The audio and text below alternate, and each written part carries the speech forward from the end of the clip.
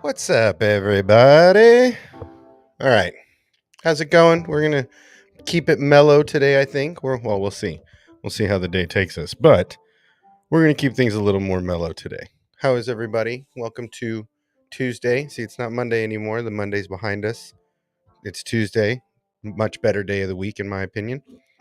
But we're gonna have some Ahsoka Tano conversations today. We're gonna talk a little bit about what's going on and reminisce in the early days, right? So um, there was a time not long ago where Ahsoka was a very disliked character. I might even say hated. Um, she was a fresh character. A lot of people hadn't seen her before. We had seen clones, we had seen Obi-Wan, and we had seen Yoda, and we had seen all the council members from the Clone Wars. This was also the theatrical, not the series yet. This is an introduction that was done in the theatrical space. So that's something, a lot of the muggles haven't been hip to, is the Ahsoka, the young Ahsoka, the first introduction. We're going to talk about that and how long the dislike lasted, how long the hate really lasted, because now she's a very beloved character. Now it's a different kind of vibe. But back then, it was very different, my friends. It was very, very different as to the way the masses felt about her. It was very, very negative, I gotta say. So, strap in, get ready. It's gonna be an interesting journey today, but yeah, we're gonna talk about the dislike. We're gonna talk about the early years. We're gonna talk about where she started, and then we're gonna go forward from there, right? So that's the way we're gonna play it and see how things pan out from there. We'll see if we have any friends come by and join us, and we'll see. So get your drinks, get whatever relaxes you, and let's just kind of hang out and talk a little Ahsoka in the early days. So I'm gonna go ahead and bring up some stuff and share some stuff, and we'll see how everybody feels. But yes, perfect space. Okay, so this is the early days of Ahsoka. Okay, this is the first introduction we get. I'm not going to play anything and not get copyrighted. We're going to go nice and slow through this, but this is the first introduction to Ahsoka. I'm going to go ahead and full screen that little guy, and then we're going to just I'm going to just click forward through some scenes. Okay, so this is the first let me find my spacing here. Okay, this is the literal first frame we see of our young Jedi friend Ahsoka. Okay, and we this is the first look at Ahsoka. Now, right now, from what I understand, she's about 14 years old in this iteration, right? This first look at Ahsoka was a young Ahsoka Tano, a fresh Padawan, right? Straight out of youngling status. So I think she's about 14 here. And oddly enough, 14, maybe 15, but I think we've said 14. Oddly enough, this is similar age where we first see our young friend Ezra Bridger, about 13 or about 14, 15 years old. So very similar stuff between the two. But this is the first look we get at Ahsoka, and we move forward. She gets her first introduction, and the initial idea here for these three characters, if you watch the movie, this is, like I said, this is the theatrical movie. This is not the a television series, the Clone Wars series. This is the Clone Wars movie. So this is the first look we get at Ahsoka with the three characters, and right about now, Obi-Wan and, well, maybe not Obi-Wan, but definitely Anakin is under the assumption that this is Obi-Wan's new Padawan, right? So that's how they wrote it into the story initially, is that she would be Kenobi's new Padawan, and Anakin would just continue kicking butt and taking names on a daily basis. Well, the tables turn. Ahsoka informs Anakin that Master Yoda has assigned Ahsoka to be Anakin's Padawan, not Obi-Wan's. So at this point, Obi-Wan is no longer, you know, I mean, yes, he is master, and yes, he is still an advisor and teacher, but technically Anakin's a Jedi Knight at this point.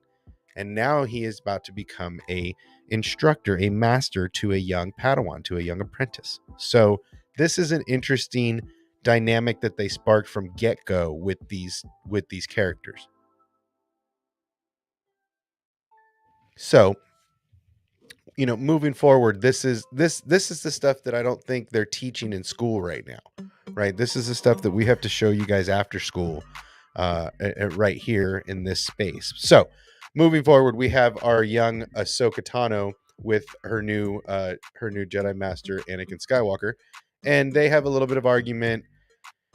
A little conversation goes on, and then eventually, they just kind of deal with it. They say, we'll handle this after. And this is where the name Snips comes from, right? Is the theatrical release. Snips is the nickname that Ahsoka was given by Anakin. Now, and this is something that he called her on a regular basis. Now, we find out much, much later that Ahsoka was not a fan of the nickname Snips. She was very against it and secretly despised it. But Anakin calls her that because she's got a smart mouth, right? She's snippy, right? Don't get snippy with me, right? That's where Snips came from, right? And so this is yeah, and this it's exactly what she says. You're stuck with me, Sky Guy, and we talk about her, being snippy. So these are the little pearls that you're going to miss if you're just a modern day fan, right? If you're here trying to get some education on our new show that's coming up in less than a month, then this is the spot we want to talk, right? These are the spaces we want to have these conversations and talk about what's coming. Now, like I said, in this iteration, the hate was real, right? It was not I don't know if it was her initial look. I don't know if it was the snippy attitude towards Anakin. I don't know exactly what the dislike was, but there was definitely some fan dislike and some awesome hate for this young character that we didn't know a lot about yet. So interesting enough, this is the early versions of Ahsoka that didn't get a lot of love. And, it's interesting because as you watch Ahsoka grow up, her outfits get different, her headdress gets different. And we see, those, her head get bigger and kind of fill out the body and all that fun stuff. So it's an interesting, like I said, I don't know what the early hate was. I've liked this character from Jump Street, but we see a little more. Let's get a little more depth into this movie. So Ahsoka and Anakin kind of begin to do the dance of war, right?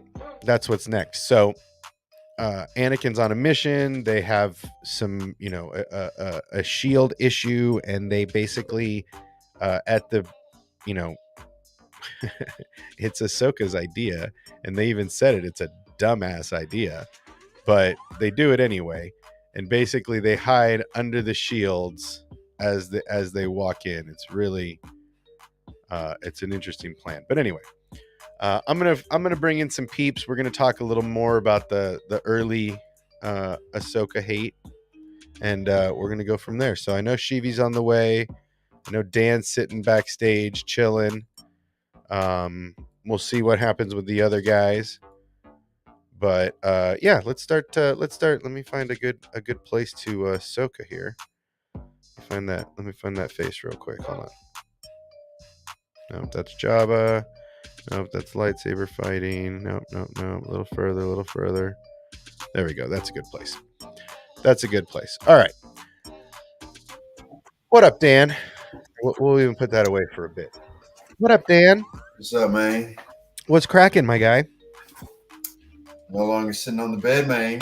Got a new setup. Oh, got a setup. Look out. You The got a real place to sit. background. Yep. Got a Okay. nice, and reading this High Republic. I like that. High Republic Okay. Okay.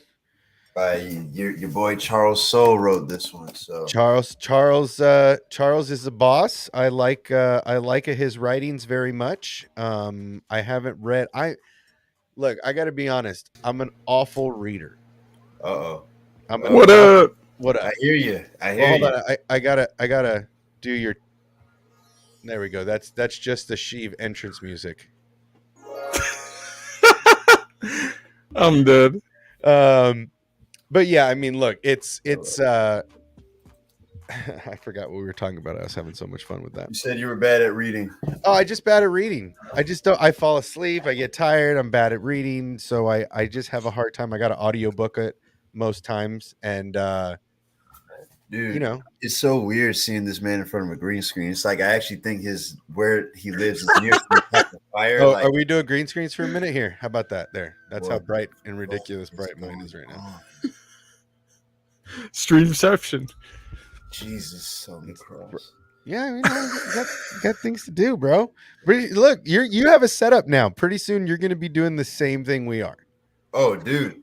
If I wanted to, I could have two Autobots behind me right now, but I'm choosing to show y'all the real deal. All right. No, hey, The real deal. No, look. my real deal's a mess. So, I mean, my real deal is not really messy. It's just the back, like this side is a little messy, but that's just because we're doing some restructuring. If you Man. haven't watched Netflix Swedish Death Cleaning, I highly recommend it. It is a very entertaining show that helps you get rid of a bunch of stuff. Wow. It's a really interesting show. But anyway, okay. So what's up, guys? How was the weekend? Everybody having a good day? It's nobody's got a case of the Mondays on Tuesday. So Oh, no. You had to open up with that, dude. Yesterday was horrible. Yesterday was Monday, too, wasn't it? No, yes, Yep. yesterday was Monday. Dude, I was gonna say we saved the Monday case of the Mondays for Monday. Yeah. I don't think we brought it to Tuesday. We That's left good. it behind. That's good. I'm sticking with him on that one. Yeah. That's good. That's good. So I know everybody's excited. We're in the home stretch now. We can see the finish line on the horizon. The Ahsoka show is just within reach. You can almost grab onto to the coattails. But I feel like for the people that aren't surrounded by this on a daily, we have to go back a little bit, right? Everybody's so focused on the Rebel story. Everybody's so focused on the Mando appearances and the Boba appearances and all this fun stuff. But ultimately, this is a character they can't say. This isn't Cassian Andor. This isn't, Reva or any of these characters that are new to the universe. This is a character that has literally in the Star Wars space grown up on screen, right? A character unlike any other right now in the space. We have literally watched this person from the time she was 14 until now she is in her 40s, right? So it's a very unique an individual quality that people don't realize because most of the people haven't done their homework. Yeah. I mean, the only thing similar to it in the space is Marvel, and even most of their characters that have been around for a long time haven't been around since they were 14, and now they're kind of gone. It's a new set of characters that's kind of taking the forefront, where Ahsoka has kind of been built up since all the way back in 2008. Yeah, Well, I mean, yeah, she has been involved in the universe for, what, 35 years? Dude, no, I was like still in middle school when Clone Wars was out on the come up 2008. Yeah, I think I was like in the 7th grade. Oh, So- man, I hate when you guys date me like that. You'll be all right. You'll be all right. Damn, girl. I was on my second career in 2008. Oh That's yeah, kind of what's cool about Star Wars, though, is that it's like all of timeless, us, bro. it really is. Like, it And doesn't think matter about where it. you are in your life. Like, some of us grew up with Ahsoka on screen, and like myself, and I'm sure Dan in a way. Like, I was 9 years old when Clone Wars movie came out, and the show. So I literally was the little That's kid why. that sat in front of every Friday night, watched that show, and I was like, Clone Wars kicks ass, even though the movie was like, obviously now, like I look back and I'm like, definitely wasn't perfect. Trust, because But it's after like, to me, it was so good. a few years after episode 3, I see this animated thing on the screen. I'm like, what the hell is this? Get this shit out of here. Well, okay, so let's talk for a second about that. What was the first watch? Was the first watch the Clone Wars series on XD, on Disney XD, or was the first experience the actual Clone Wars animated film? What was your It was first introduction? Cartoon Network, my guy. And Yeah, then I'm talking the George Well, I mean, Tartakovsky Clone well, Wars. so yeah, well, that's a different clone. I mean, that's a whole different Clone well, Wars. well, that's what led to this. Clone Yes. without that, you wouldn't have that. I totally agree, but even the storyline is a little different. Yeah. So No, you can it's still put it in canon if you want to. Shock T is still rescuing Grievous in Clone Wars season 7, which got referenced. Yes, it did. I will fight you all day. They No, referenced that. Yeah. if So you it's- want to, if you really want to go back, like I think the Targovsky did that come out before Revenge of the Sith or it did right?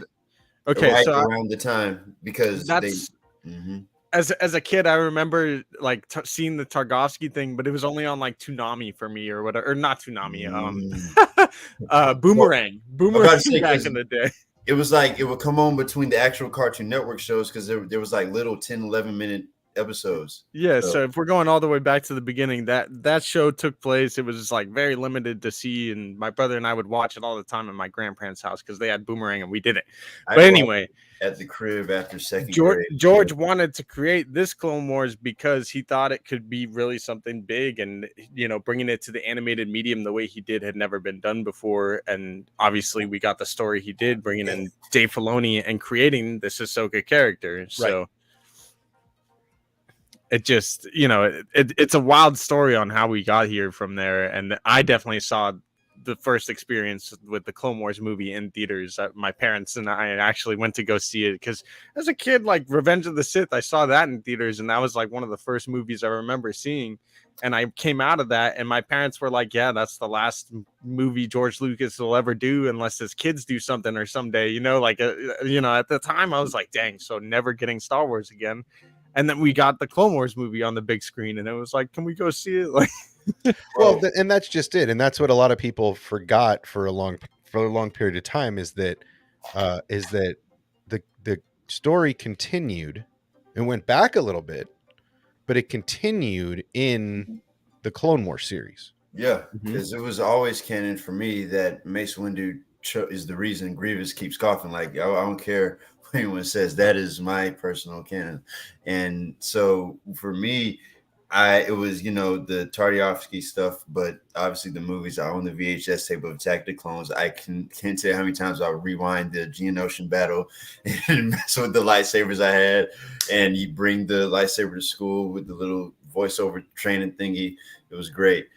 And episode 3 was like the first legit, real deal, Holyfield Star Wars film I saw at the theater.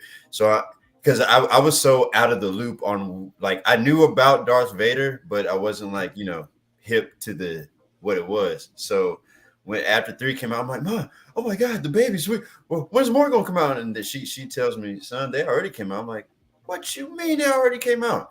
Yeah, no, she told me, she put me on games, said they came out in the 70s and 80s and shit. So went to Best Buy, got the special edition, watched all of them. And then a few years later, Clone Wars dropped, and ba-ding, ba-doom. I'm hooked on that show. Plugged out the horrible coloring through the first couple seasons. That was wicked, booty, hot doo-doo stains of stuff, but the story was great. Well, and let's get back to that. I mean, look, the coloring in the early this is the film. Shut it right? off. This is the film. So this is the Battle of Christophsis, right? And this is something that people forget this reference again and again. that this is something that Rex says in Rebels, is that, I was with Ahsoka Tano from the Battle of Christophsis to the Siege of Mandalore. This is literally the bookends of the animated series.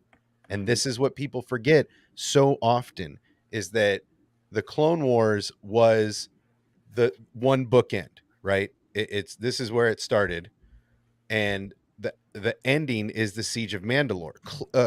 Rex gives us that literal bookend before we got season 7 of Clone Wars, right? We didn't get that last bit of story, and Dave got to come back and tell it without George, which sucks because I would really wish George would have been involved in it. But it was I really thought it was a masterpiece and a masterclass in bookending Ahsoka's journey that we knew about up until the end of the Republic, right? So these early episodes, this early movie, this is important stuff, right? It shows the relationship between these two. This is why I think a lot of the Muggles didn't get Rosario's tweet, right? Hey, Sky Guy, they know. Snips. See you soon, Snips, right? Like, those are jokes that a true fan gets. That's why I like Rosario as this character so much, is she is literally a fangirl. Yeah, it wasn't meant for the Muggles. It was meant for us. Well, I mean, as much as, and here's the thing, as much hate as, so I heard last night. Last night was entertaining. Just the title. Just the title is, If Ahsoka bombs, I am so done with Star Wars. and I mean, When are they not done with Star Wars? I call bullshit.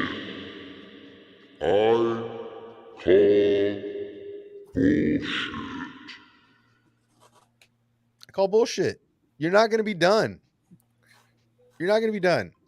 They're going to come out with more Andor. They're going to come out with, I think Mando could be like signing off. Dunskies, we're out, no more.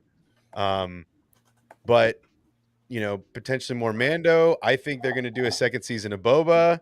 I'm rewatching Kenobi in a binge right now. I did 4 episodes flat today. I'm going to do the rest tomorrow. I think there's potential for Kenobi too. I'm still holding out. Mace Windu comes after Luke. I think that would be a great. We got to see Kenobi age to the Alec Kenobi, right? We got to see why that happens, right? And what better way than Mace Windu using force, using electricity, force lightning to age him like Palpy got aged, making his skin look like gravy. This sounds like a Din Bridger theory. Hey, you can hold on to your theories. I can hold on to mine. Maul has a better chance of coming back before Windu does. No. See, you got to At have this Maul's point. grave. You got to have Maul's grave right next to Kenobi's hut, man. They have. Fuck, what have I done? Right? Like all I will say is if it is the 8th Inquisitor or the 8th brother or whatever that's in the Ahsoka show coming up, like, come on, man. There's no way that Mace Windu didn't survive that fall. I'm just saying. Look, bro. Look. Who survived? Who has survived falls in this show? Right? Let's be real. In the show or in Star Wars? In Star Wars in general, right? Cal Kestis does it every other game. Right. That's different. But like, let's see who survived. Ahsoka got kicked off the temple.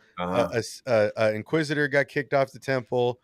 We've seen Ahsoka, Ahsoka in Clone Wars get pushed off stuff and save themselves. Yeah. I mean, you got to wake up, right, before you hit the ground. Yeah, and that brother was fried to a crisp. He ain't coming back. That's what I'm saying. Make him look like leather. Make him look like leather, right? Like make him look like melted mace. If this was a few years ago, I would have been all for it, but they waited too long for me. I'm over that shit.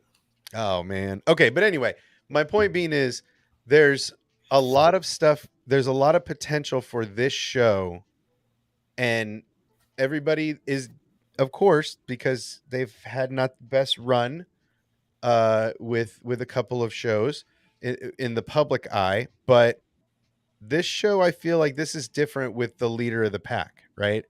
I mean, I took a couple of screenshots. I'm gonna pull one up for you guys, but I think there's something unique in this show. Wouldn't you agree? I mean, this isn't just another Deborah Chow presents, Kenobi. This isn't a Robert Rodriguez presents garbage, right? This is Dave. This is Yeah, Dave. no, we're definitely gonna see Hayden back in something like this, whether it's a Force Ghost or a flashback in the Clone Wars armor. We're gonna see something reminiscent of this for sure.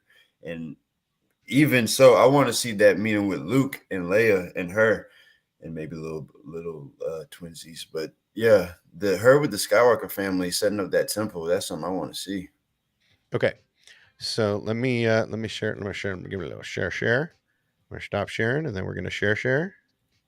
All right. So these, and this is I guess the stuff I'm talking about here is that how can you not how can you not be into what's coming in this show when the dude literally drew this young woman from scratch, right? He literally he has vested 15 years of his own life in this character, right? 2008, right? I mean, The 2003, I think, is when George e- first like called him in. even So better, call it 2023 then, yeah, right? 20 years it's 20 years. he's been vested for 20 years in this character. He He won't let has it die. he Won't let it. constant look. I mean, look, if you look at the screen, there's meeting notes. These are just notes in his life, and he's doodling at different Ahsoka faces and gestures and things, right? Then you move on, and he's drawing that initial youngling look, right? Figuring out how they want to do the artwork. This is the dude that creates this character. And I think it's different than any other show they've done, any other live action show they've done. I think this is different. I think it's got a different feel. It's not Andor. It's not the biggest budget they've ever done. It's not Kenobi that was anticipated as being something huge that it ended up not being. This is 20 years of this is the culmination of Dave's 20 years involved with this character, right? Do you really think he's gonna fuck it up? I am just praying beyond like to the Force gods. Like if anything, this show needs to at least have taken a cue. Filoni, any other writer involved with the show, somebody needs to have seen the series. How the Force Awakens should have went 15-part miniseries on YouTube with the World Between Worlds, The Rise of Finn. That series will set you straight. One episode, oh my God, it will set you free. It will But make look, that's the thing is that this is like yeah. everybody's like, well, these people don't understand Star Wars, right? Robbie Rodriguez doesn't understand Star Wars. Deborah Chow doesn't understand Star Wars. Leslie doesn't understand Star Wars. Patty doesn't understand Star Wars. We can go down the list. JJ doesn't understand Star Wars. Ryan doesn't understand Star Wars, right? We continue to go down this list of people who don't understand Star Wars. You can't say that about this dude. Mhm. Being in charge of the show, directing, writing, producing the whole Megillah, he is doing everything himself. This is This is the Apprentice. This this is is the the Apprentice. this is the Apprentice doing a show about the Apprentice. Yeah. Yeah. And he, to your point, he literally is like, I've been saying it for a while, like you have. He's been working on this character for 20 years, and Rebels ended like 5 years ago. So the dude's had like 5 years to work on this story on top of the other like 15 that he already created the character. And he's probably been thinking about how this character's story is going to go Oh for my forever. And then Din Djarin came in and kind of added his own flavor and kind of made a way for him to kind of continue it. But he's been constantly curating this story in a way that George Lucas almost was never able to with his Star Wars, and with the guidance of George Lucas. Well, but George, he is literally following in George's footsteps with this character, right? George got to literally tell the story of Anakin Skywalker from stem to stern, and with General Skywalker mixed in animation, right? He got to do things in animation he could never have done in live action at the time. The technology wasn't there yet, right? So he had to animate it, which is perfectly fine with me because I freaking love his animation. I love the animation style. But George didn't. George got to do the same thing with Anakin. You got to see him as a youngling. You got to see him. The only thing we didn't get to see, the only really thing we didn't get to see was his Jedi training in the temple from the time he was 10 years old to the time he was 18. That's the stuff we didn't get to see. And you know what? I'm good off all that shit. I'm ready for some Return the Jedi content in the future. This era right here is prime time. Let's go. Take me to the Luke Temple. I want to see that. I want to see that Ahsoka.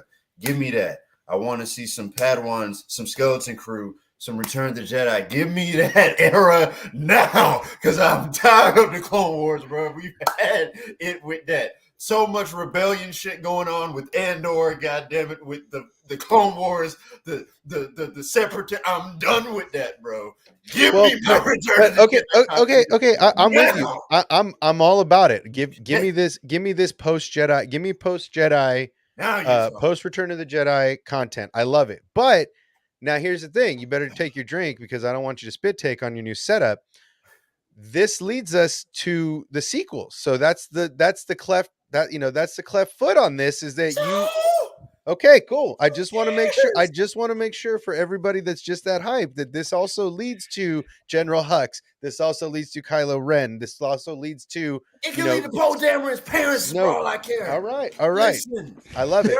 There's content out. This man, Charles Soule, has content out like the High Republic, okay, like Darth Vader's ongoing series right now. Oh man.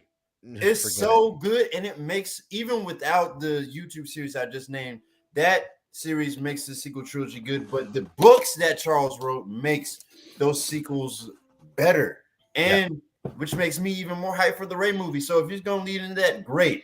Well, and I, it's already been broken. I was working on a video, a short on it anyway. But I mean, John's coming back. John's talking about being into the idea of coming back and redoing Finn. Love that. Potentially Finn being a Jedi, Force abilities. Love that. Make right? him Potentially Rey's first student, potentially Grogu's Grogu apprentice if he makes it that far. I would love to see a mid-aged Grogu. Grogu the damn teacher, man. That's what are we doing? Make Gunji the teacher. Make some shit happen, goddammit. What are we doing? I'm saying, I mean, that would be cool, is to see another Yoda species be another, master of what's going on. It'd be awesome. But there's a lot of room there. And Finn being a Jedi Knight at this point, Finn potentially being a master at this point, maybe not a master Jedi, but a master to an apprentice, right? Taking on an apprentice at this point. Chad knows what's up. They know what I'm talking about. Look, there's a lot of room for that. I'm about it. Here's the thing. I think I truly think the Mandalorian series is done. I think that could be a wrap skis. We still need our damn Bridger, man. Here's the problem with so many shows these days. They go too long, right? Yeah. There's so many shows that either get cut short, have to wrap up too fast, or go too long. The Mando didn't peak early, and a short run to lead to a Mando movie makes more sense. If Pedro's going to look, he's already committed to a season 2 of Last of Us. Okay. That show was a bomb show, right? Everybody loved that show. I don't know one person that was like, that show sucked balls. Pedro sucked in that movie. Right? Nobody said that. Everybody was like, it was amazing, right? It's a great show. He's going to be busy. And with the strike, it pushes everything back. So if the Mando series is a wrap, I'm okay with it. Skywalker Academy got something to say. Well, I mean, look, it's easier to animate a show when your actors don't age. Your actors don't age in animation. Your voice actors something could happen to their voice. Sure. Something could happen to them. Okay. But ultimately, you could change that actor's voice, find somebody similar, move on, move forward. With Clone Wars actors, ended multiple times too. well, Just Clone Wars, yeah. I mean, yeah. Technically, it's still going with the Bad Batch. If you want to get real technical, technically, that is the yes. So, I mean, look, it's easier to animate, it's easier to animate over time. With actors get busy, actors die. Ray Stevenson, passes away before his show even premieres, right? These things happen with actors, and with the strike, this pushes everything back and out of sorts, right? Shows that were scheduled to come up may be pushed back even further. So it's not a safe time to even plan production, let alone a show that has ran its course. We meet Din, we figure out who Din is. Din has a new mission in life to save the baby. He saves the baby. Okay, the baby comes back. Now he's got to find a home for the baby. Found a home for the baby, and they Andy Griffith that shit at the end. Done, wrapped, sealed, signed, sealed, delivered. I'm out. Right? You don't have to bring it back. The only reason you bring it back is to add space for other characters like Boba, add space for other characters like Fennec, right? Create a weekly to-do show, but that's what everybody hates. I hate Mission of the Week. Don't do Mission of the Week. I need a story, right? And where's the story left? Right? Well, the fact that they're all kind of connected together, I'm sure he could pop up in a different show and kind of get a new quest or a new storyline. Plus, Sure. it was teased at the end that he was going to be joining or helping out the New Republic potentially. So Sure. I do think there's room. I said in our last stream, I do think there's room for a potential season 4 down the line or something else that maybe sets up the movie, more than what we have now. Because right now it's kind of just, all right, Din and Grogu have a home together. The Mandalorians are united. That's it. You know what I mean? And it's like, okay, well, if we are getting a Mandalorian movie, what's the setup going to be other than kind of maybe some of the stuff we Well, but see I in think Ahsoka, and how is he going to be involved or brought back into the story? Well, and I think you're making a great point to jump back into Ahsoka. We need to find out how the bad became the bad, right? Because if it's Snoke, if the big Mando verse situation is Snoke versus Thrawn, right? Eventually, Thrawn has to lose to create the new order, right? Because he's not in charge. So eventually, he's either got to lose or he's got to take some people and be like, "There's a bigger threat coming. We got to go," and that leaves the void for Snoke, right? So, yeah. I got a question for you then. How do we know he's even brought into the picture? It seems like he's kind of not even. Obviously, he's probably in the unknown regions or wherever the hell him and Ezra blasted off to. But like the Empire's even like, or Gideon's even like, in the council, like, where's Thrawn? Like, he never shows up to any of these. What if Thrawn like doesn't even have a full interest in like coming back to rule the Empire or like be the next emperor, but he's coming back to kind I of think use those forces for himself. You know I what I think mean? that's what Ahsoka. I think that's what Ahsoka is going to start. That's the pebble that starts the snowball, right? That leads to the avalanche that's coming. Is that we need to know.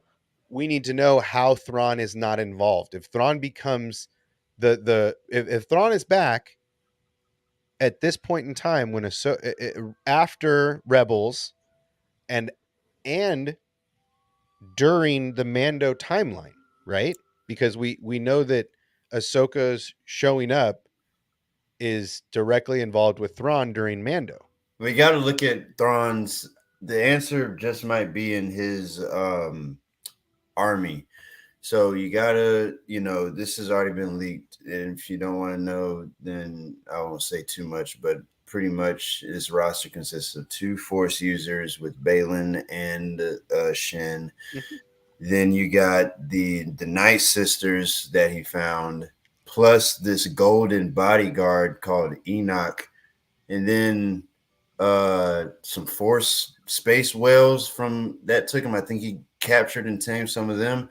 You don't just hold that just to conquer the New Republic. I think you use that to fight off something like the Grisk or Abeloth or something like that, and take everyone you can with you. Right, but we have to know that story of how Thrawn leaves. That's probably going to be an heir to the Empire. Not Well, Oh, no, I was hoping no one else was on the Abeloth train. That sounds like a fun ride to me. bro. I've been on Avalon since like forever. Let's go. Let's go right now. Take me to her right I'm now. telling you, in the trailer, the little mural of that woman. well, that to me that looks shit. like Shit. that looks like this. That's the daughter, right? I don't know if it is the daughter though. Like to me, that didn't look like any figure I had necessarily seen.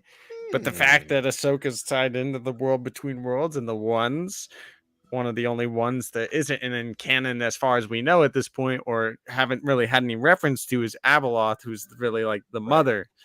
Right. So And a lot maybe of that's people who that they is. saw her in Solo too, so be careful with that. When hand passes through the Kessel Run, those twisty arm thingies. Ooh, I don't know if I noticed that ever. Yeah. There's like these tentacles, and they were like, "Oh shit, Abeloth." No, yeah, now we're getting real deep. Yeah, bro. Well, look, I mean, ultimately, it seems likely that that the mural that she sees in that temple, I want to say, is similar to what we see in Rebels. So let's Right. see here. Wrong one. Are we bringing Let's- this up? I mean, it makes perfect sense too. The father, the son, and the daughter wanted to, I'm saying, and what if Merrick, this Inquisitor character, is like the brother? the fuck? What? How? Oh, because he's using the eighth Inquisitor as a host. Yes. I don't know about, but still, that doesn't that looks a little creepier than the daughter maybe would to Well, me. hold on. I'm working on the other one. We're getting there first, but ultimately, my personal theory is that the eighth guy is Star Killer because Merrick. Come on, but yeah. well, He was teased in Andor too. Come on now, fuck with me. Yes. Come on. well, he was teased in Andor, Mhm. right? Mhm. Okay, so let's see. Where are we at? I'm gonna mute that. All right. So This is literally what my freaking fan film is like about. Wait, you're writing a fan film? What? Sort of passion project. Bruh. Cast me. You know I would. cast me. Yes, sir. You'd probably be the villain though, and Oh. maybe have a helmet on, but that's okay. Oh shit. Hey, I got a good menacing voice. Let's do it. There you go. There you go. Did you say medicine voice? Menacing. Menacing, man. Did you say medicine? I got a good medicine voice too. Medicine boys, yeah. I got a good medicine voice. Okay. So Okay. this thing of what you're talking about though? So Me? hold on. Yeah. This was this So Yeah, I think that's the mother. wow. It kind of, I ain't gonna lie, that looked like a Shout out to my homie, an elder Tim, Ahsoka and to me. his homie.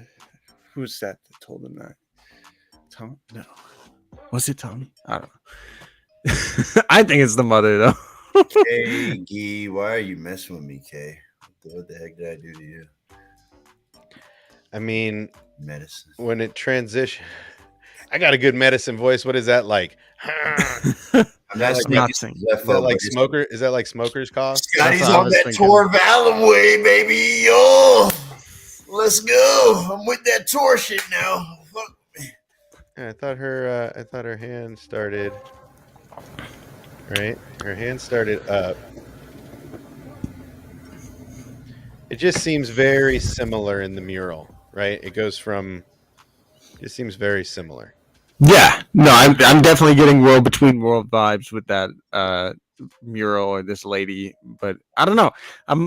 I got this theory that it's like, maybe she's went to a Sith temple or something to try and learn more about the world between worlds, or who knows what the hell she's doing. Well, But she lived in a Sith temple for a long time, so Oh, was it really a long time? Like, I mean, look, if Maul had survived there for all that time, if Maul, because he said I've been here for, he doesn't remember how long. If Maul had survived on that planet that long, then needless to say, there were resources enough to survive there. And I feel like that's the reason she didn't just get on a ship and leave, right? Because Maul had to have a ship there somewhere, right? Or he had to Oh, have I'm a about to cave say on you're talking, Malachor somewhere, you're talking something about Malachor, with right? resources, Yeah. because he was there for an absorbent amount of time. The Inquisitor was there for an absorbent amount of time hunting Maul. So, needless to say, if she had left Malachor, don't you think they would have seen some remnants of her during the war? I've always wondered what the hell happened after she came out of it. So, According to, I mean, shit, with my boy Maul, man, he was running Crimson Dawn for a good 10 years, or at least up until Solo. And then after that, and he was apparently supposed to be a boss in Jedi Survivor, which Terran Malicos took his place. But interesting. after that, it's like, okay, brother, if you were here for X amount of years, you're looking at maybe 5, because after Solo, Rebels and Andor happened not too long after that. So it's like, you know what I'm saying?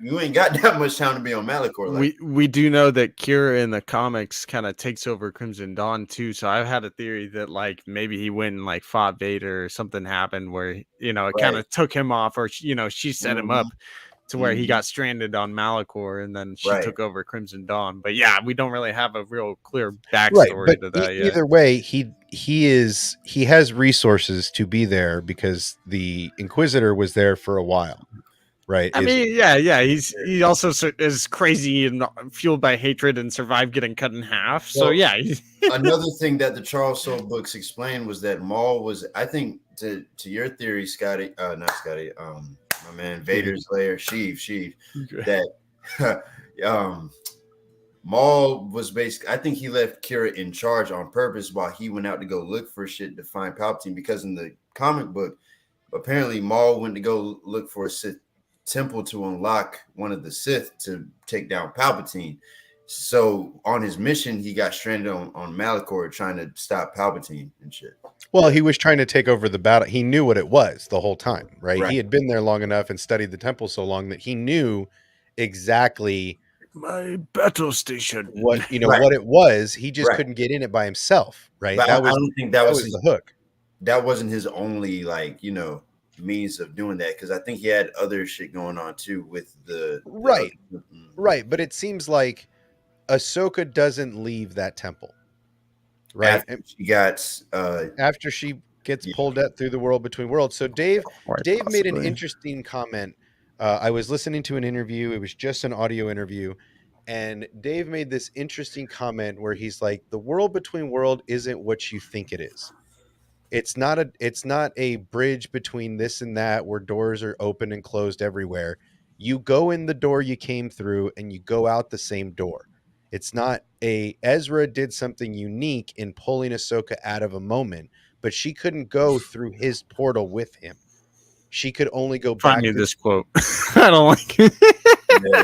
I know you don't like it because it supports your theories, but Well, not my theory, but yeah, it doesn't sure. support your objectives. I know you don't like it, but ultimately, this was an audio interview just on Dave. I'll try to find it. It's a look to find anything, but ultimately, what Dave was saying is the world between worlds isn't what you the way doesn't operate the way you think it does, right? And the door you come through is the door you have to leave through.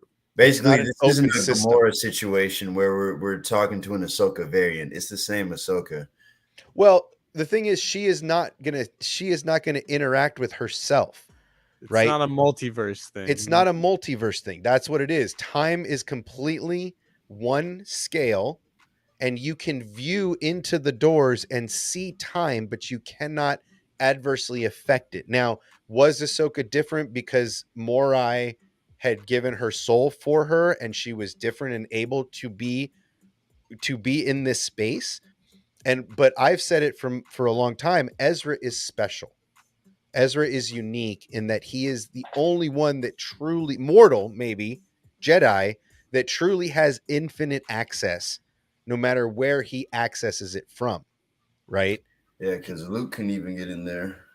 Luke Palpatine needed to do a prayer and a seance to send his magic in to bring Ezra through the portal so he could go through with him, right? Ezra has to activate the portals almost. So Ahsoka goes back to her timeline. She realizes, I can't go find Ezra and Kanan now because I will mess up all of the time until Ezra comes to rescue me. I will create a paradox. And she understands that. She stays. Even if it's not just on Malachor, she has to stay somewhere where the Emperor won't find her. Right? Yeah, I'm about to say, you had me messed up. So when you said that Ahsoka wouldn't find herself, you're saying that there's an Ahsoka running around while she's in the temple? No, I'm saying No. if she accesses the world between worlds, she Yeah. cannot affect her own destiny. She can only look back at what happened or what could have happened. Okay. Right? Yeah. She cannot look at and affect the timeline. So when did she leave Malachor? I think as soon as Vader dies. I think she feels Anakin. And that's why my only argument or like hole to poke in the theory, because I'm not gonna say she was running around causing paradoxes. I just think she could have took herself off the board in a different way. I don't know exactly what extent or how it all plays, and it's possible she felt her feelings with Vader, like, caused her to potentially go towards the dark side or lean a little dark in that moment where she's fighting him or whatever the case is. And so that's part of why she takes herself off the board and everything, and the fact she missed all these events. But I've always wondered what the heck happens with her at the end. And we do see at the end of that season 2, a little scene of her walking out of the temple there in season 2. Into the temple. Out of the temple.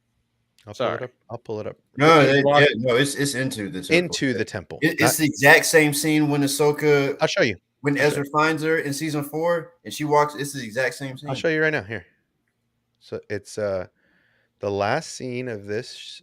A place where everything comes together and you hear different things echoing through time because it's all fluent in that moment, in that place. Everything is occurring all the time. So everything, everywhere, all right. That's basically it. Everywhere, everything, all at once is basically the world between worlds, but you can't affect what is happening.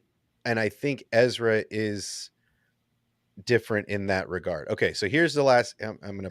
Well, I'm with you with the whole Ezra and Ahsoka being okay. Here's the last unique, scene. But I'm gonna pull it up for you, and we're not gonna share this tab instead, and we're not gonna put any audio to it. Here's the scene, Stanley, because apparently Palpatine transferred his essence to Exegol. So I always took this as her walking out of the temple. No, that's walking in. Because if you watch Vader's here, and Morai's up top, looking at Vader leave for his ship. Yeah. Right. We play. Morai is sitting, watching Vader leave. She flies in to the smoke, and through the smoke, she follows Ahsoka into the temple. And the cool thing that the YouTube series, The Rise of Finn, touches on is that in this place, Ahsoka learns. And then it goes to them through Darth Revan. Okay, so just with that, right? Vader walks off, Ahsoka walks in, right? They show now. Here's the thing that I like here is if Vader could feel Ahsoka still, he would turn around and go back for more. But I think because she gets out of the portal, she walks straight into the temple. All that dark energy is just surrounding her, and just like Yoda's on Dagobah for the exact same reason, to be hidden from Palpatine and Vader, because he is so powerful that he can be felt. Now, as soon as Vader felt Ahsoka while the ghost was pursuing him, he was like, oh shit, she's alive. I got to go tell the dude. Right? And he disengages the fight and goes to tattle to Palpatine. I'm not going to lie. I kind of want a story now of Vader like seeing Ahsoka get grabbed through the portal going, what the? Well, just like trying to figure out how that happened and like what the world. Well, yeah, I'm sure he was walking away limping going, what just happened? I had her and then I fell through the floor and now I'm here. Did I have her? Did she have, what? I'm confused. Well, there's an interesting thing that with that actually. So Vader, The reason you don't see him in season 3 and 4 is because he's trying to resurrect Padme in the Vader Immortal game. And Yay, so I like that. it's like that whole Ahsoka experience kind of made him question Well, if he yeah. Well, and it gave Anakin life, right? Like that moment. See, and I've always thought, not going back, I would, in fact, if I ever had an opportunity to ask Dave one question, right? And I can give this to all of you if you guys want to answer it too in the chat. If you guys want to answer, please do. What would be your one question that you could ask on a panel if you had the mic and the line and you were awesome, you had an awesome enough experience at a celebration, at a panel, fuck, you saw him in the airport. What is the one thing you would ask him? Can we have a clear explanation? No kumbaya tomfoolery. I want a real deal answer on what the World Between Worlds can do. Can we really, is it really a place between places, or is it like an echoing throughout time? And if it is, can you give me an exact, clear understanding of what it is? Because right now, I should not be questioning if it still involves the multiverse because I just don't have a clear answer. I need to know. So What's that? The World Between Worlds? Mm-hmm. Okay. Sheep? Does he have to give a straight answer, or is it like I mean, this is like you. Yeah, I mean, this is if this is your fantasy is day he going to of be like Dave Filoni about of like this no. answer? If you get the real Dave Filoni, the Dave that John and Dave are sitting in the golf cart on set talking shit Star Wars, right? And you get to ask Dave, you're John for 5 seconds, and you get to ask Dave a legit question. What the fuck is going on with this? Dan, thank you for giving me time to think about it because I definitely needed a second. And Clone Wars season 7, there's a scene in those last 4 episodes where Kenobi is like, it's literally during Revenge of the Sith, and Kenobi's talking to Ahsoka for one of the last times that he ever will. And she says, tell Anakin, and he's like, I will. And Tell we Anakin never what? Yeah, I'm like, Dave, what is he telling him? Like, what's going on here? And a lot of people are like, oh, it was that he loved him, like, and that's why he says it on Mustafar. And I'm like, okay, that's kind of a good answer, but it's like, I want a resolution to this. Can we see it in the Ahsoka show, please? Like, tell me what he was what was she gonna tell Anakin? Technically, if Hayden shows up if Anakin shows up as a Force ghost, she can tell him what she didn't get to tell him. Yeah.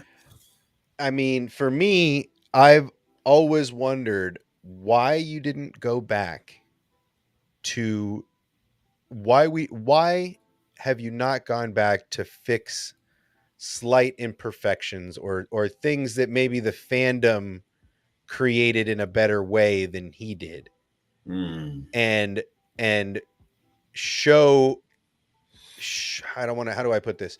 I don't want to say show the darkness within, but show the light, you know, like, I mean, I guess we have all these instances where we have all these instances like this where Anakin peeks out from behind the veil, right? That he's still buried down in there somewhere. This is one of those moments when he says Ahsoka's name, right? Vader doesn't give a shit, right? Anakin cares. Right. So my I guess my ultimate question is, people always said in the season 7 finale, in the final scene where Vader is on that moon, that frozen moon, and he finds Ahsoka's lightsaber, was his eye blue? Right? A lot of the fandom's like, look, his eye, you can't see through that shit. Here you can. Why not go back now and just animate his eye blue for a second when he says her name, until Vader obviously snaps back in and tells her, then you will die? Why not reanimate that one scene with a blue eye for just a second to show that just for that moment, Anakin had broke through the veil? They do that in one of the comics where Kenobi did it. And Anakin they were fighting and his eye was blue. And it's like, did Kenobi just turn him back for a second? And then it was like, nope. He did But that's what I'm saying is like Ahsoka. I was gonna say, I think the nod with having Matt Lanter's voice come in there, it was his kind of way of doing that at the time. But I do Sure. agree that the blue eye would have like Because enhanced you've it a seen the little bit. fan edit. The fan edit's Yeah, dope. the fan edit's dope. Like, have you seen the fan edit have and not. why you have not? Show me this fan edit. Oh shit! Yeah, No, that's show pretty me. good. All right, let me. Oh shit! You You've got never it. seen this, It adds a little bit more to bro? it. It changes everything. Let's Like do I'm it. not gonna lie. For me, I was like, how did Dave Filoni not do that? Like I'm gonna try to find it. Let me see. Isn't there also an even better edit of the Kenobi and Vader fight? The original one, I think. The original one, there's a re-edit that's amazing. Yeah, I haven't seen that one either. Then yeah. But that's literally like old Ben Kenobi, like in Episode 4 type. That's what I'm talking about. Like that. No, I'm talking about the fight in Kenobi. Yeah. Yeah, no, I don't know about that. Yeah. That fight was pretty dope to me. I Yeah. thought it was cool. Okay. Oh, I think it's this. I think it's this one. I think it's the fan edit with thick lightsabers instead of thin lightsabers, maybe. Well, the one with the old Kenobi remaster, I've seen that one, and they actually use the Revenge of the Sith type of lightsabers. That's cool. Is it this one? Is it this one? Show your face. Show me. No, not that one. Man, it's good. Let's see. Stanley. What'd Stanley say? If So, anybody has it, if question. anybody finds the link before I do, then please let me know and share it. But it's a great, Because Qui-Gon was ready to learn from the Wills and how to become a Force ghost. Stanley. Everyone else was trying to use the dark side. That's why. okay, here it is. I was just gonna send it to you because I think I found I think I found it. Okay. That boy Steve. So let's trade tabs. Okay, so here's the scene. Here's the scene right here. And I'm going to play it because it's a YouTube cut. So hopefully we don't get dicked around because it's a YouTube cut. But we'll see. Oh, wait. No. We got to go back to where he says it. Yeah, with the Matt Lancer voice, it just adds that much more with the blue eye. He says... Ahsoka. Anakin. Damn. Okay, we move forward a bit. Damn. Okay. Probably fine, man. Dude, I'm not chancing shit. They like to attack, dude, out of nowhere. Okay. Yeah, I was gonna say don't use the No, plus but you have anymore. to hear to hear it to get that inflection, right? Like this is right, like I won't leave you. Not this time. okay, so like number one, that's brilliant right there. Why he didn't just do this was amazing. But here's the best part.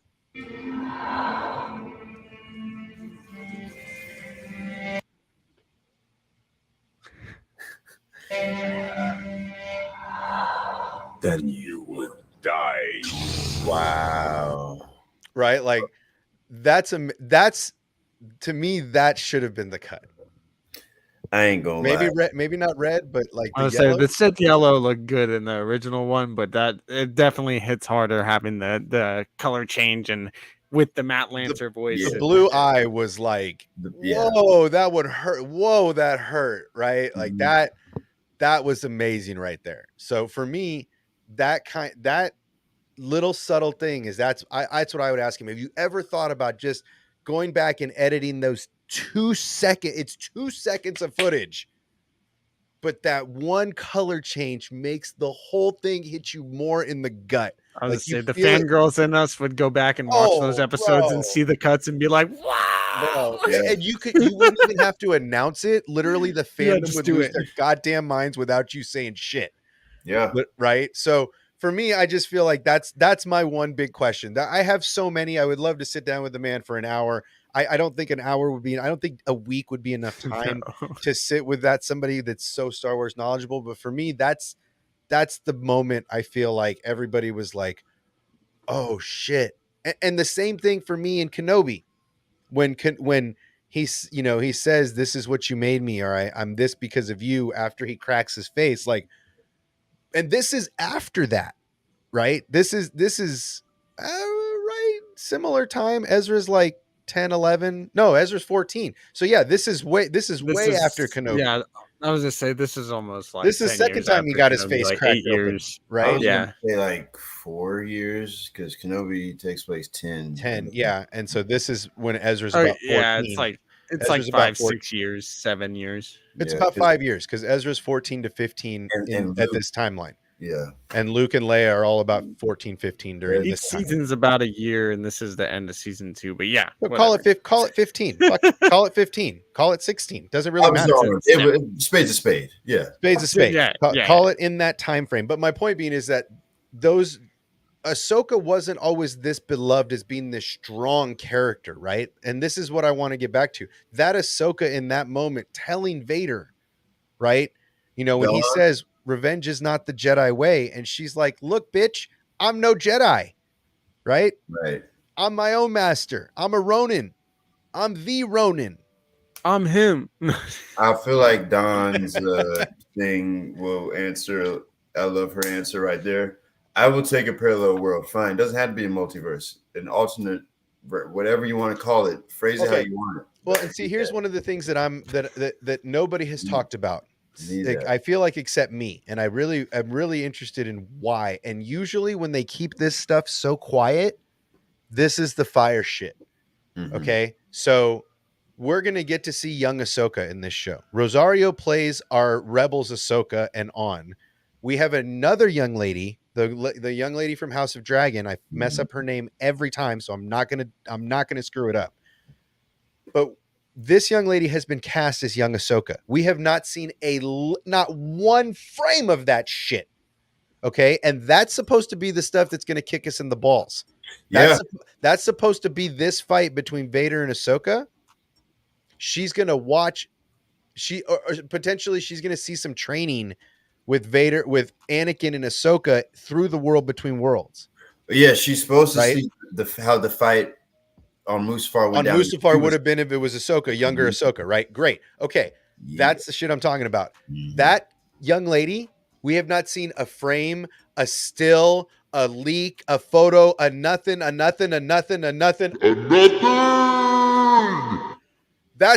means that's going to be the best shit in the show.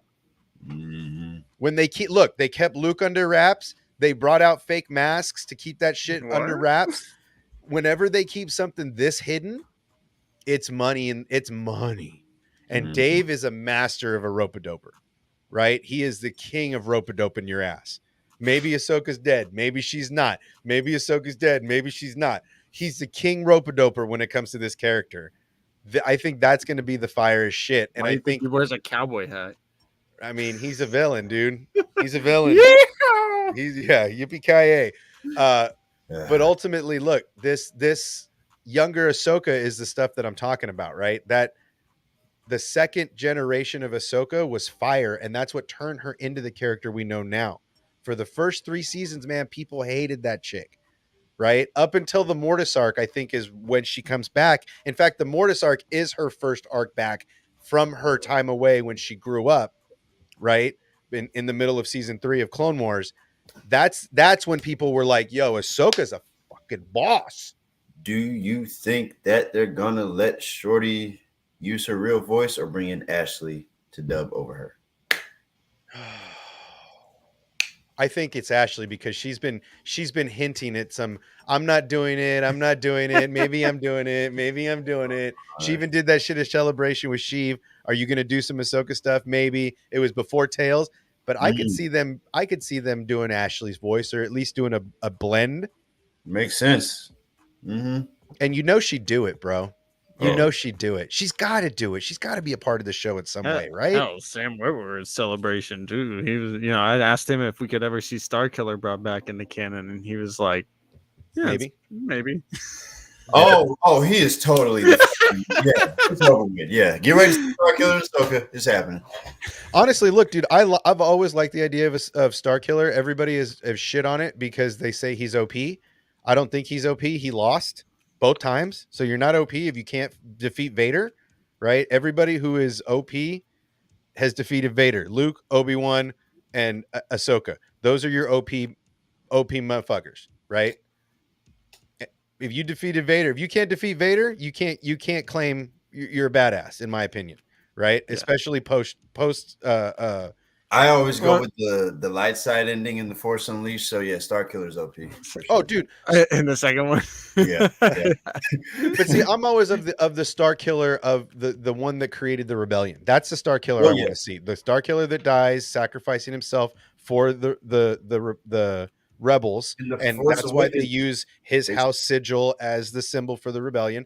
and they still have it. in the And Force so Awakens. I hope that they do that. And I don't think he's OP, because if he's OP, he'd have cut Vader in half in the first game, right? Not the second game, the first game. Talk about the first game. So something cool with the Star Killer, just to bring it full circle with Ahsoka and everything, like this character as Star Killer was also created the same year as Ahsoka. They both were kind of released right in the same time frame, and they were both apprentices of Anakin Skywalker, of Darth Oh, Vader. that's awesome parallel, and bro.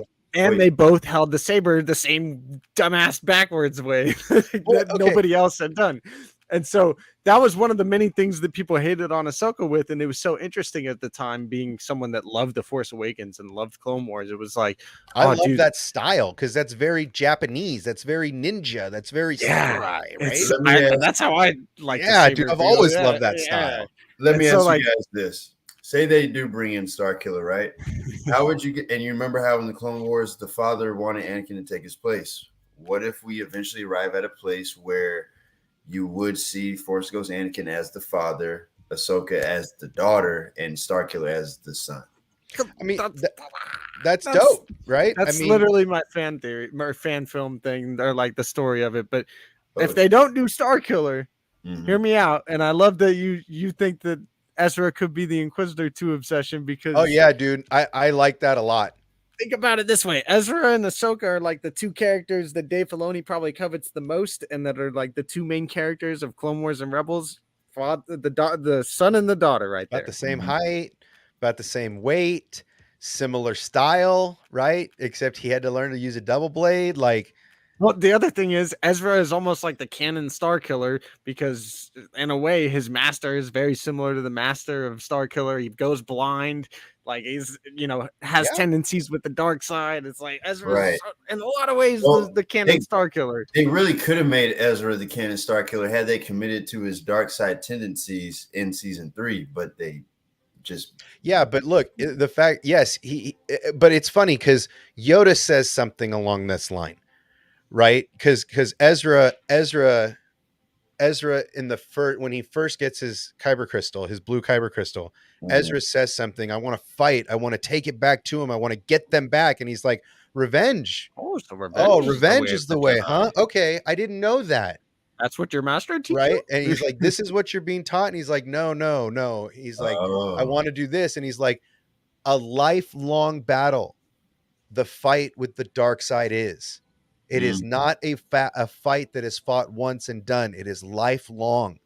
So Ezra having those tendencies in season 2 sets him up to have those tendencies after he saves his friends, after he's around Thrawn, who's especially a real, being alone and at a vulnerable time after he lost Kanan. and being, well, not just Kanan, he I mean, saves all his everything, friends, yeah. but he gives everything up. But then you're with Thrawn, who is the master manipulator in a place where you don't have good influences, right? So using the dark side to survive, right? That's what this shirt is all about.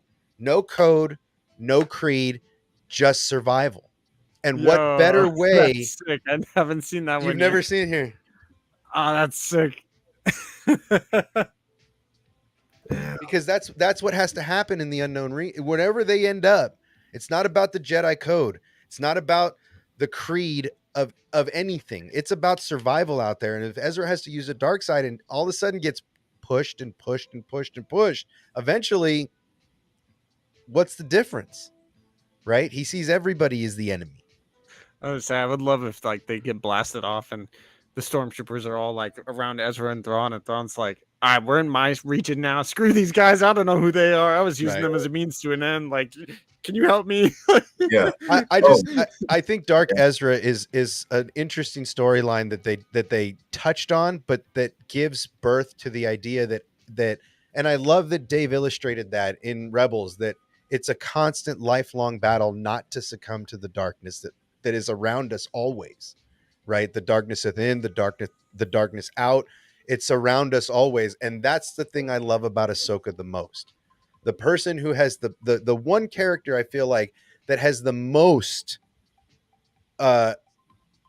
opportunity and the most,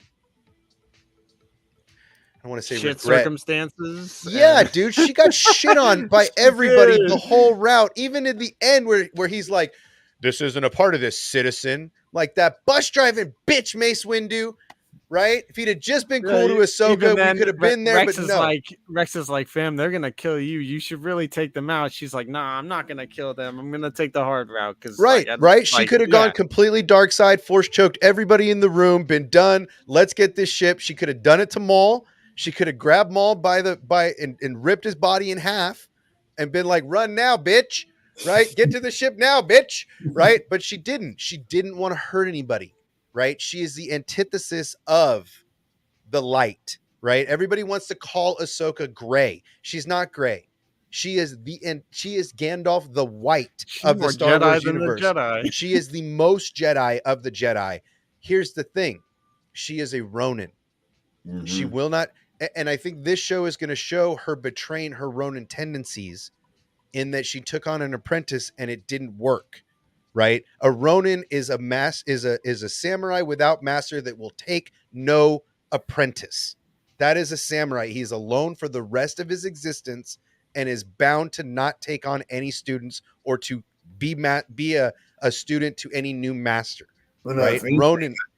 her journey will start off as a Ronin, but then lead into where I think it's going to take her. If they don't do the daughter thing, I definitely think she's going to be like the new headmaster of the next iteration of Jedi. Right, but she is the epitome of the light. With Right. and more so with the soul of the daughter in her, Mhm. it's even more radiant. Right. Right? So everybody says, "Oh, Ahsoka's gray, she's neutral." No, the Bendu was neutral. Ahsoka lives by one code now. Justice only. Wrong must be extinguished, justice must prevail, and that is the code of the Ronin, right? I don't have a master. I only do what's right. That is where she is right now. And taking on Sabine as an apprentice, or if she even did, we'll see. But that's against the rules of a Ronin. And I think that's something Dave is such a huge fan of, all of that style of code, right? I just think it's going to be right in our face in this thing, and it's going to be great. Look, Ahsoka got a lot of hate for a lot of years, but then she rounded a corner in that Mortis arc, and when you take on Anakin and Obi-Wan and whoop both their asses at the same time, that's when people were like, "Yo, this character is legit. Like, she's awesome, right?" She gets her second saber. People are like, "Whoa, what is this second saber?" Then they show us in Tales why she got the true reason she gets the second saber, right? Like, To me, in a way, the cool thing about seeing Ahsoka's grow and like come into her own, like in a lot of ways, she's very similar to the kind of character that Anakin was early on in his Jedi career, and what we see in Attack of the Clones, where he's naive, like doesn't really follow orders, and is doing all this stuff. Like she's just like him, and like a lot of times in Clone Wars, that's like put right in our faces, like she's just like Anakin. And then you kind of see that, like with the light being brought into her and not having the same attachments and being taught in Tales of the Jedi from a young age, like death is a part of life and all of this stuff. Like you kind of see like the story of what would have maybe happened to Anakin had like he strayed away from the Jedi path, or like, you know, he wasn't connected with those attachments. You know what I mean? Like it is kind of a parallel to Anakin's story where it goes a little bit different. To answer your question, Steve, Punisher isn't good or bad. He's vengeance. All right, go ahead. Well, okay. So there is and here's what I want to one of the topics I want to finish on. Ahsoka going from a very thrown away character in the early parts of the Clone Wars, and people didn't really understand the character, to the badass she becomes. And I want to illustrate this with a picture, because we all watched Tales of the Jedi, right? Mm-hmm. And Tales was amazing. And we see Anakin's training and why he is on her so much and why he just destroys her on a regular basis, lets the troopers stun her on a regular basis, right? Here's why. So if you look at this scene, we all know this scene, right? Where they execute Order 66 and Ahsoka is here, I got to share this guy. Sorry, I thought I still had it up. And we have this scene here that everybody knows. It's a great scene, right? Mm-hmm. They dub it in and we see this. Now, It's the truth, boy. here's something that I didn't realize until I just rewatched this, and I'm actually working on a short on this because it's amazing. If you watch this scene, It's the same. Is the exact same? no, not that it's the same. Yes, it's the same. It's identical, and we've seen Okay. cuts of it, all that, right? It's amazing. If you really watch this scene here, where she starts getting attacked by the 332nd, Mm-hmm.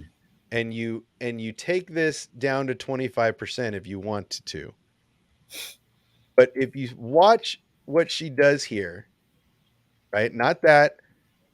Let me try to find the right place. Okay, that was a good one. So I didn't realize this until I watched this today. Every blaster bolt goes up. Mhm. Okay, so I didn't notice this when I first watched it, but every single blaster bolt goes. If it doesn't go to the trooper as defense, It goes directly up. it goes directly up. Yep. And she aims it that way. Right? And it's really amazing because when I always thought she cut a hole real quick on her way up. Ah. She Yeah. doesn't. She uses their blaster bolts. And you can even see right here And you see right here, all the bolts. those are all the Wow. blaster All the bolts. holes. So not only was she defending herself and She's taking out creating clone an escape troopers, route. she's creating an escape route at the exact same time. Wow. Right? That's that shit. Yeah. Yeah. That's that shit. That's that Anakin Skywalker level shit, right? Mhm. She could have stopped defending with one saber and tossed it up and cut a hole and brought it. No, I don't need to. I'll just use their blaster bolts and cut my own hole. That's the level of badassery that this character has become, right? This was before she goes into exile. This was before all of that shit.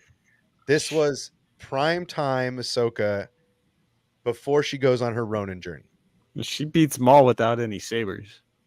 Dude, she toys with Maul. She's not even trying to beat him at first. She's taunting him. You're lucky Anakin didn't show up. You wouldn't have lasted long. Arrogance. Right? She's taunting him the whole first part of the fight until then. And then she's like, okay, now I really got to stop you. You're almost gone. I got to get you. But yeah, she's done that a bunch. She beat the Inquisitor with her bare hands, right? She turned off her sabers bare hands. The one in Tails that comes for her on the farm, she defends herself, takes his lightsaber and cuts him in half, right? And she does the same thing with Maul. She's dangerous, dude. Mhm. She is dangerous. She is lethal. She is powerful. I'm excited, dude. And I think the early hate kind of fed Dave. That's how I want to close this up. I think the early hate fed Dave to make her character this badass. Oh yeah. And she here to stay too. And I think she's almost untouchable Yeah. because of the sister soul. I think the sister soul almost gives her force ability a bump. There is currently no existing force user that can take her out. I don't think so. I even think, and I'm gonna get shit for this. I think yes, Luke is the son of the chosen one and is defined as the most powerful Jedi post Jedi Order, let's say, Mhm. right? But I would say with the sister soul in Ahsoka, and so Ahsoka's she was trained in the era by actual Jedi masters. I've said it and often. I think she is a better Anakin. I think she is a better saber. I think she's a better saber fighter. I think she could whoop Luke's ass if she wanted to. Oh, she would tell Luke to. But I think his sit down raw 60 times his and make a raw breakfast. power is higher. But I don't think so, being as she has the sister in her. I think that gives her an extra added bit of clairvoyance. I think it gives her an extra added boost in not necessarily metachlorine count, but the sister Maybe still will make connection. connection to the living force, maybe. I ain't gonna Um, hold you. Luke still got that dog in him, so it's Oh, still. for sure. But I mean, the only other character I've if seen is Luke shut had off a been trained, look, lightsaber. if Luke had been trained in the era that Ahsoka had been trained, he would have been the most powerful. I mean, aside from his father, he would have been the most powerful student that ever walked through those doors as a youngling. Because, Well, Luke surpassed Anakin's prime of what he would have been, I think. well, I mean, Dave Filoni did say in that last interview, and he caught a lot of shit for it, That Anakin was powerful. that Anakin was was the greatest Jedi that has ever lived. They fucked up on that one. Dave had said, I mean, you can't say that when he's talked. He's Dave. probably talked about that with the man. He's probably sat down with George and says, "Look, With George. The thing is, Anakin probably was, but we don't need to get into that debate. but see, But- here's the thing: he was for that brief moment, right. right? During the time of the He- Clone Wars. when he was dodging blaster bolts during that last year of his Jedi master, as a Jedi master, I think that is peak Anakin. That's what he's talking about. And Anakin the end of, Skywalker, not Darth Vader. in the Yeah. end of Clone Wars season 6, when the show originally ended, or ended for whatever time it did, when Yoda goes off to kind of go on his Force journey, when he can kind of sense that the Jedi are ending soon, or that whole little Force journey The that whole he goes Wills. on. Yeah, story There's a of reason Wills. he goes to Anakin to go like talk to him. He's like, dude, look, the rest of the Jedi wouldn't understand. Like, please help me out here. And Anakin's like, yeah, dude, like, of course. He's like, bro, I've seen Qui-Gon. I've seen my dead mother. I've seen the Force do some shit. If you got to go do some of the stuff I've had to go do you, girl. I'll cover for you. yeah, Right. and that's why I think Anakin was kind of the greatest. In a way, he's kind of similar to Qui-Gon, and in that aspect is just, he obviously had a deeper connection to people than Qui-Gon in terms of like physical connection and everything. And that's why I was saying, like, I love that Ahsoka's almost like a parallel to Anakin, because in a lot of ways, Ahsoka's a lot like Qui-Gon Jinn. Well, I mean, Just look, like Qui-Gon Jinn. again, I for a long time I felt like Ahsoka was real gray, and I'm done on that train. I think Ahsoka is the epitome of the light. I think she is the light at this point, and I think she's kind of almost indestructible. I think unless she Sacrifices herself, unless she Kenobi's that shit, yeah, unless she just take me, I'm ready to join the other masters. or in the Kanan or Force. Ezra's, Which everyone thought she did for a number amount of years. Yeah. And they thought it was solidified in episode 9 until Dave was like, nah, girl. Nah, girl. My girl's alive. You think I'm gonna kill my girl? You think I'm gonna Right. kill my favorite character that I Never. designed? Never, girl. She's immortal. Never. Don't you know? Here, you know what? Don't you know? I'm gonna play it. Don't you know? She's immortal. She's immortal. That's it. Ahsoka at this point, I think, unless she does the Kenobi sacrifice Yeah. and joins the Force, she's immortal, my guys. My girl's untouchable. She's untouchable. She can't be beat. She can't be stopped. You the can't knock only- her out. You can't kill her. You can't cut her. She's the best. The only way that sacrifice would even come close to fruition would probably be against something like Abeloth. For real. I mean, unless it's got to be something huge. Yeah. I was gonna say, so I have a crazy theory that kind of stems from the Thrawn novels, because the Ascendancy trilogy kind of tells its own story, and there's this thing in the Ascendancy trilogy that's basically a Chiss super weapon. And what happens is it's in this like deep lore of the Chiss, where this like son and these different like political figures, or these different like high ups in the Chiss, basically like 3 or 4 of them were like really big figures in the Chiss culture, and then the rest there was like a whole little group that basically used the super weapon that took out a Grisk like Force, and basically is what ended up causing their planet to be cold. It took out their sun, and that's how strong the actual weapon was it like weakened their sun but destroyed all these people. But in order to activate the weapon, you have to sacrifice yourself. and they tease in the book that the Chiss have a second one of these weapons, and that there's another one. And so I've had this theory for a long time that maybe like Ahsoka and Thrawn, or like Ezra, or some other characters would end up, sacrificing themselves using this weapon to take out the Grisk. I mean, look, to me, I feel like that's the only way she doesn't live until old age, right? It is the self-sacrifice, the Kenobi sacrifice, right? The putting your saber up, or taking that, destroying it yourself, right? That Kanan moment where you sacrifice yourself for the rest of the clan. I'm excited, man. I'm glad that she is finally, like Dave said it in the journey to Ahsoka. He said it best. Ahsoka is going to finally come into her own. This is the Ahsoka show. This is not the Clone Wars where she's second fiddle to Anakin. This isn't Rebels where she is the background character adding flavor and direction. This is upfront and personal, all Ahsoka all the time, in every scene, if not 98% of the scenes.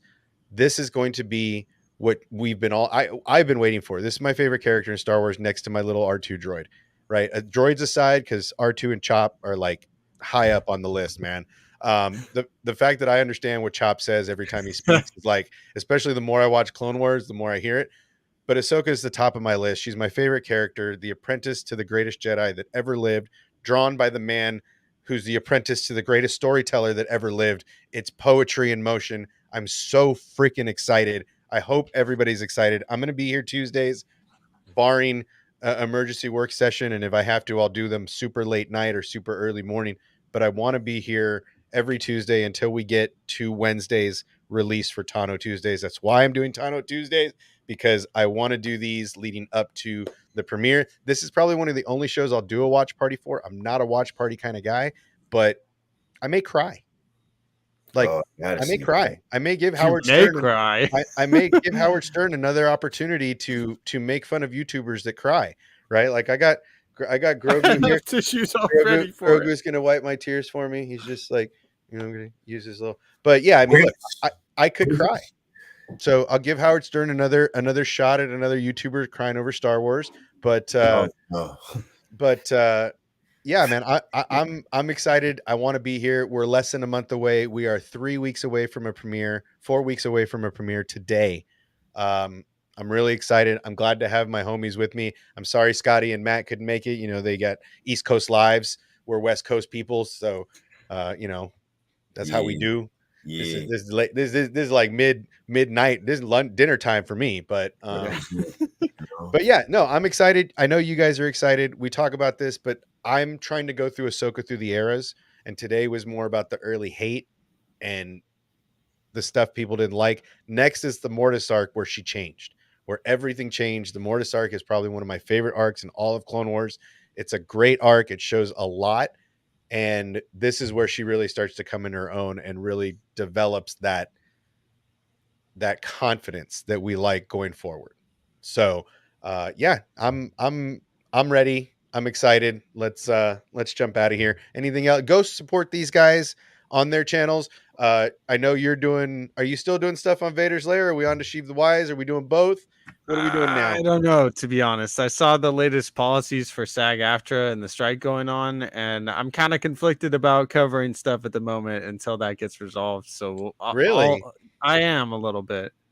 Just because I do want to see a resolution for these people, and it doesn't seem like any of the corporations are taking this shit serious. So it's like, I obviously want to, and I'm definitely thinking about setting up a Patreon and everything still to help support the channel and everything. So obviously the content will keep going in some capacity, but it's definitely something I'm thinking about at the moment. Okay. Dan, you still projecting? Yep. We just had a session today. We were actually thinking about shooting out in Russia. But you out of your damn mind. Oh my God, dude. We may end up doing shit either in a studio set in New York, Texas. We're traveling. So things are going down. Yeah. Good. Love it. Go support these guys and all the places. Jump on the Discord. You'll figure out a lot more. If you need anything, let me know. As always, everybody have a great night. Don't forget, spay and neuter your pets, help control the pet population. Don't forget, tell your loved ones, your friends, your family, your pets what you really feel, because you never know what tomorrow brings. And as always, may the force be with you. Have a great night. We'll see you next Tuesday.